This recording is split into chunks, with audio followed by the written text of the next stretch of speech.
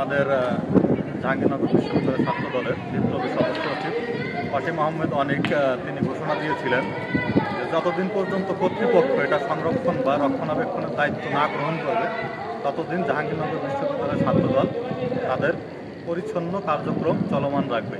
তারই ধারাবাহিকতায় আমরা আজকে এখানে এসেছি পরিচ্ছন্নতা কার্যক্রম পরিচালনা করতে। তো আমরা এখনও যথেষ্ট পরিমাণ হতাশ, কারণ আমরা এখনও কর্তৃপক্ষের যথেষ্ট উদাসীনতা লক্ষ্য করছি। তারা এখনও পর্যন্ত কোনো পদক্ষেপ গ্রহণ করছে না, যেটা আসলে খুবই হতাশার। আমরা তাদের কাছে দাবি জানাই অতি দ্রুত তারা যেন এটা রক্ষণাবেক্ষণের দায়িত্ব গ্রহণ করে। ধন্যবাদ সবাই।